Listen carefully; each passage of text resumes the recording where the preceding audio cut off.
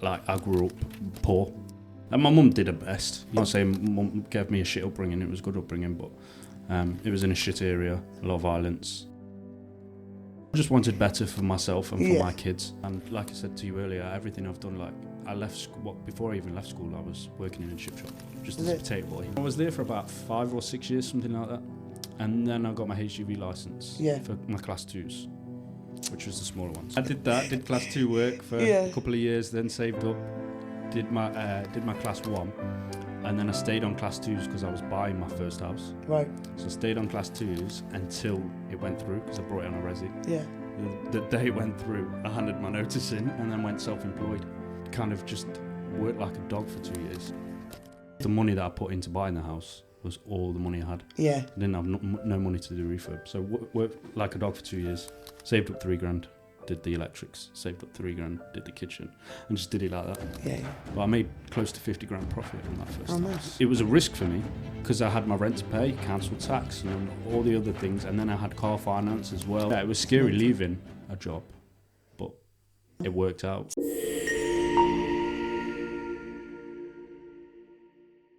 I don't think it's even possible, but I have just been invited to the Property Investors Awards 2025. For next year, yeah, because they've just had them this year, haven't they? Yes, they have. And I saw a video and I was like, interesting. So I commented and they said congratulations to all the things, and they said, look, you should come down to the next one. So I'm not sure how those ones work though. I'll have to look more into it. I'm not sure. But I'm not sure. It'd be cool if I could get to a small award. Steve Hamilton won an award, I think. Did he? That makes sense. Property Circle, is it? Yeah. Is that for like the network he's created? Because I know a lot of people from the academy that are now with Steve Hamilton. Yeah, yeah. And a lot of people have asked me to go, because he says basically for Samuel it's good for starting out in property, no money, rent to SAs, deal sourcing, that sort of stuff. But if you want to talk about the BRRs and developments and get deep dive into it more, then you go to Steve Hamilton. But I'm like, I'm already doing it. That's what I mean. Yeah. I feel like I don't want to pay another training provider. Yeah. I'm never going to say that, like, what I will do is probably training courses in like the legalities as they change and stuff like that. Yeah. So they're the things that I want to keep learning and keep educating myself on. Yes. How to get your tax bill down, that sort of stuff. All of those fun things. Yeah. So but Samuel does that anyway, right? He's got a tax course. I didn't get on the tax course. It wasn't part of it when I was. They've got it online. I've not done it yet, but I know it's online. Oh, right. I need to find. I need time to go on the online stuff. Yeah. I'm That's exactly the same. Nowadays, I haven't finished the online stuff. That's the problem nowadays. Is finding time to do anything.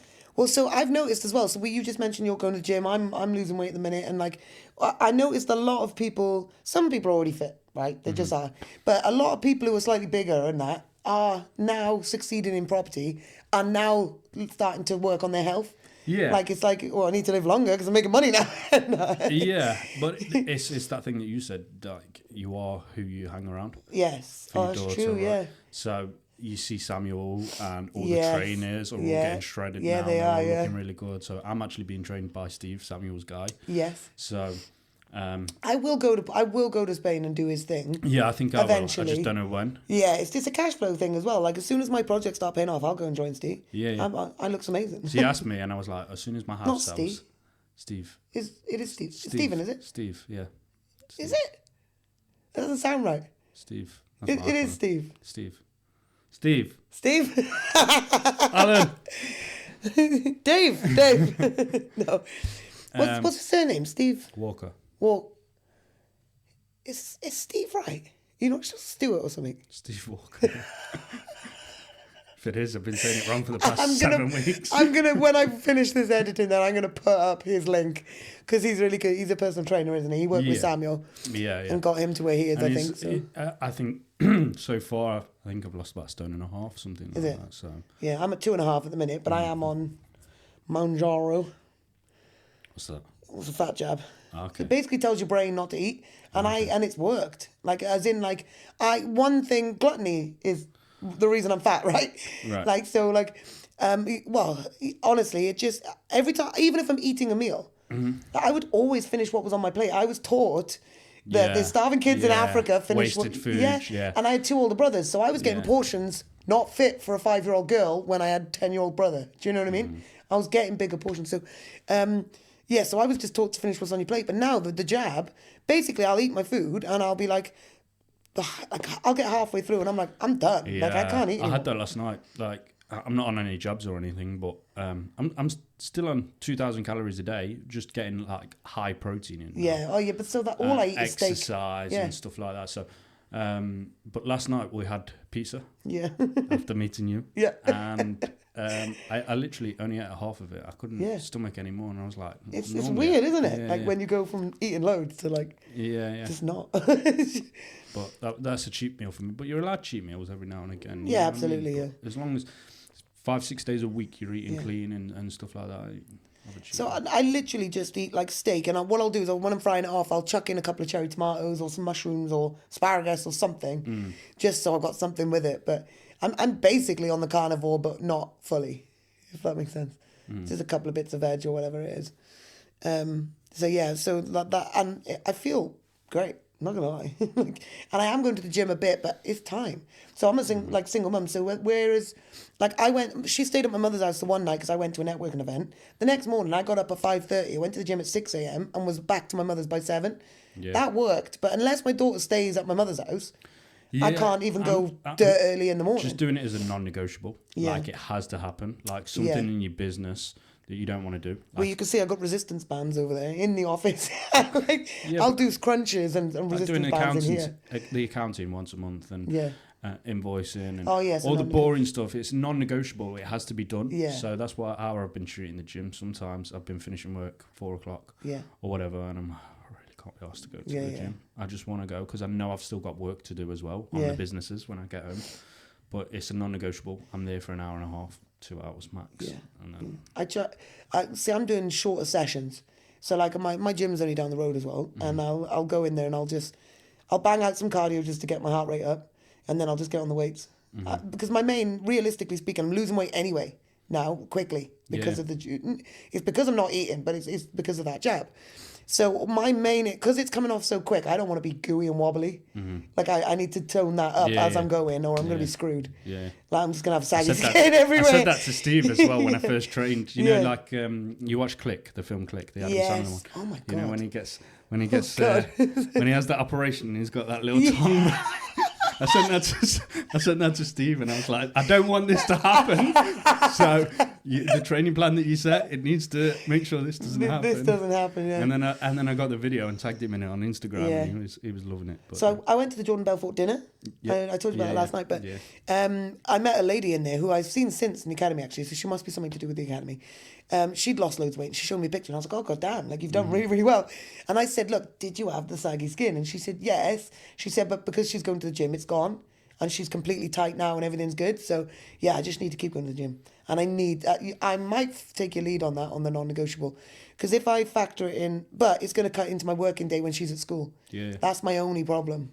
It's part of your business. Yeah, and the other thing is, like, I forget about it as well. So I'll book a meeting for 9 a.m. for when she's gone to school. So then I can't go to the gym because I've got to take that meeting. Sometimes when because I still get a lot of calls every week asking for advice as well, right?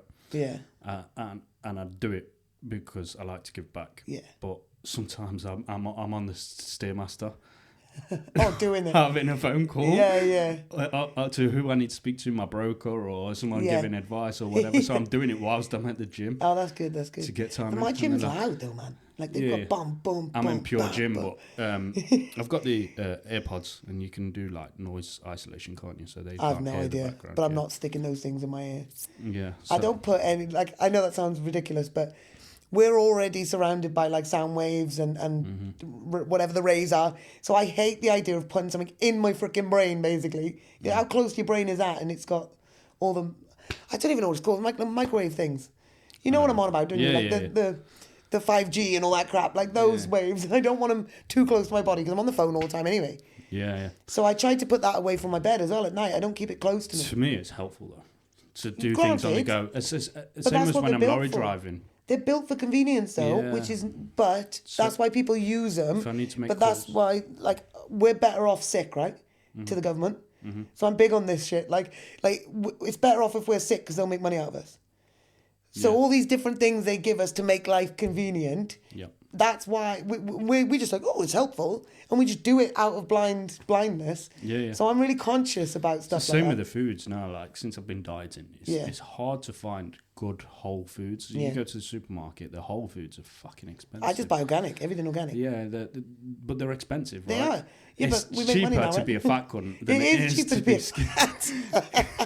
But Super. it's probably designed for that purpose. Absolutely. So. Yeah, and so I found out. I knew McDonald's chips were bad, right? Because they basically like the color of those chips. They've got so many pesticides in them to get them that length and everything because they're long, aren't they? Potatoes don't grow that long normally. So there's a lot of shit they put on the potatoes in the first place. I knew that, but my daughter likes McDonald's and I don't let her have it too much. And then I saw a video the other day of like explaining each chemical and thing in there. One, like aluminium. There's metals in some of the chemicals they use, and that's a big thing. So like the flu jab, I don't let my daughter have the flu jab. I don't have the flu jab. There's aluminium in it. Why are we pumping metal into our body? It makes no sense. I never got the COVID jab. Well, I did, like a fool. I never did. I refused, and I was a key worker at the time. Yeah. As well, So was I in the lorries. Yeah, we're key workers. Key workers. Delivering to the nation. Yeah, I never got it, and then it was heavily pushed at the time. Wasn't it? You need to do it. You're saving people's lives, and I'm thinking, well, how? If I get the jab, I can still get it. Yeah. Right. So how you saving? So how am I saving anybody? The only reason I did it is because my mum's 60th birthday, and we had a family holiday booked for her 60th, and that was the only reason I did it. My brother didn't do it, and he still managed to get he had to go and get a test. So they changed the laws just before we went. He was not coming up until that point because we didn't think he was going to be able to fly, and I was livid, absolutely fuming. Yeah. When I got to it. But now, like, how many? Like, it doesn't restrict me doing anything. I can fly to wherever I want. Yeah. Right. Yeah. Obviously, That's at what the I mean. time, at the time, you needed it to fly. Yeah. If he was going anywhere, but I was like, look, I'm concentrating on property for the next couple of years anyway. So. Yeah. But my main reason for wanting money was for my end goal, which is my mission, essentially. But predominantly, I love travel. So I want to travel the world. And I want to take my daughter with me. So that was my main reason for wanting money. I other than that, I'm pretty basic. I do like eating out, though. I think for me, it was the fact that, like, I grew up poor. Yeah. And my mum did her best. You know what I mean? Yeah. I'm not saying mum gave me a shit upbringing. It was good upbringing, but it was in a shit area. Yeah. A lot of violence. Council estate. Like, we all grew up on council estate. Yeah. I grew up on council estate. I just wanted better for myself and for my kids. Yeah. And like I said to you earlier, everything I've done, like, I left before I even left school, I was working in a chip shop just as a potato boy originally. Potato boy? Yeah. As a potato boy? You peel doing the spuds. You peel them? No, there's a peeler. So you pick the bag up, put it into a rumbler, and it peels it for you. Oh, okay. And then you take any black bits out with your hands and stuff. But yeah, it's labour intensive. Yes, sounds it. Potato boy. I've never heard of it. Spud boy. Spud boy. But then I went into the shop, and then I was there for about 5 or 6 years, something like that. And then I got my HGV license for my class 2s, which was the smaller ones. You had to do it. I went straight to class 1. So when I did it, you had to do your class 2 first. No, I know. I pissed off so many people doing that. Not only was I a girl, so all the men hated the fact that I was doing the lorries anyway, but I did my theory tests and the CPC and everything. And then 2 weeks later, so again, it's a game. I knew that they were changing the law in 2 weeks. So the guy I trained with, he was like, no, I want to do it now. Couldn't wait 2 weeks. He did his practical and had to get to class 2. Yeah. So he did that. Now he drives class 2s. I waited 2 weeks and went straight to class 1s. And I did my practical in the class 1. I bet it was fuming. There was other blokes though. So I met other blokes during my time on the lorries. And they were like, oh yeah, you're going to be a danger to the road, blah, blah, blah. And I was like, shut up, mate. You're just annoyed. Like, I think I paid close to $5,000 for my licenses in the end. Oh, mine was free. We got a thing in Wales where they were trying to get lorry drivers at the time. COVID as well, yeah. That was when I joined. That was it. And my stepdad did the same free scheme. So, yeah. But so not only was it free, I beat the system and people were pissed. So men were pissed. I did that. Did class 2 work for a couple of years, then saved up, did my class 1. And then I stayed on class 2s because I was buying my first house. Right. So I stayed on class 2s until it went through because I brought it on a resi. Yeah. The day it went through, I handed my notice in and then went self-employed on the class 1s. And bloody hell. kind of just worked like a dog for 2 years because the money that I put into buying the house was all the money I had. Yeah. I didn't have no money to do refurb. So worked like a dog for 2 years, saved up $3,000, did the electrics, saved up $3,000, did the kitchen, and just did it like that. Yeah. But I made close to $50,000 profit on that first house. Nice. So, but every time I've left and gone on to do something, I've always ended up earning more. That's good. So. Yeah, that's good. I just switched. It's like even when I was doing my degree, I had like 4 jobs. Like just to pay for the house because I had dogs. Because I couldn't go in digs or anything because I had dogs. Yeah. So I had to pay for like a full-on house. You get stuck in that like rat race, don't you? Like paying rent, paying bills, gas, electric, and then it was a risk for me. Yeah, absolutely. Like because I had my rent to pay, council tax, and all the other things, and then I had car finance as well. So that was £200, which actually doesn't seem that much anymore. No. But at the time, it was like every penny that I was earning from work needed to go to my living. Yeah. So, it was scary leaving a job, but done it now. It worked out done, well in the end. It's a hard 2 years, but yeah, it is. I can't tell you like people keep saying, "Oh, you're so successful. You've grown really quick." Blah blah blah. And it's like, yeah, but it's been hard, man. Like it has. Like we've learned so much this last year. Like especially with planning and just dealing with people and builders, and we've been robbed. I was robbed by a builder, and like I lost 8-4. I ended up getting it back, thank God, through the bank actually, which blew my mind. So Monzo are good. I like Monzo. Okay. Starling shut me down. Shut you down? Yeah. Why? So when I sold my first house, I had like 70 grand go into the account. Yeah. And they didn't say nothing, and then like 8-9 months later, they questioned where that money came from, even though they can see it's from a solicitor's. Right? Yeah. And I said, "What the fuck's it got to do with you?" Basically, like it's my money. What's it got to do with you? It's anti-money laundering checks. And then, but I was like, they're just being nosy bastards. Fuck they're not. And then I spoke to Tatiana on the academy, and I was like, they're asking me all these questions. She was like, just give it them because it's anti-money laundering. Yeah. So then I gave them all the answers, and then 2 days later, there was like, we're shutting your account down. You've got 56 days to get the money out, or it'll go to our charity. But then they wouldn't let me transfer anything, so I was shitting myself thinking. How did you get it out? Eventually, they opened it up to let me transfer it out. But then, at the same time, I was applying for banks everywhere else because I only had Starling. And I was applying for bank. I was getting declined left, right, and centre. Why? I was like, I don't know why. I've never been declined a bank. Because now I can get a bank wherever. Wherever, yeah. So I don't know why, but they wouldn't let me open an account anywhere. And then Revolut came to the rescue. I've got a Revolut. Because I've got 9 companies now. So I've got a Revolut. I've got 3 Tide accounts, 3 Monzo accounts, a Starling, and I've just had a look at Amphir. But I'm not sure if that's a scam or not. Most of mine are with Revolut now. Revolut Business. How many can you have with them though? Because there's a limit normally. No, I've got 6 businesses. With them? With them. Are they all linked in the same app? Can you open them all 6 of them? Yes. Right, you're going to have to teach me how to do that then. Because I've got 1 with Revolt at the minute. I've got 3 is the maximum I can have with Monzo, and I'm pretty sure 3 is the max I can have with Tide. And I've got 3 of each. See, the problem I've got the same kind of cards. Yeah, stupid shit. But my purse, I've got 3 blue Tide cards. So I'm like fucking, and they don't put the name on it. It just says my name on them. So I'm like, how the hell do I know which company this is for? So I have to correlate the numbers now on the app. We've got the business. They're Monzo all under have the separate emails. Yeah, same as mine. All under separate emails for different businesses. Yeah.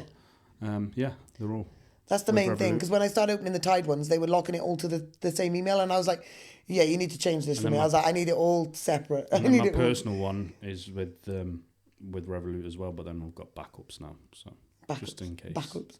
Get with Monzo. Honestly, I rate Monzo a lot. Yeah. I've been with them since the beginning. I've heard bad stuff about them as well. I think my sister got shut down from Monzo for same sort of shit. But.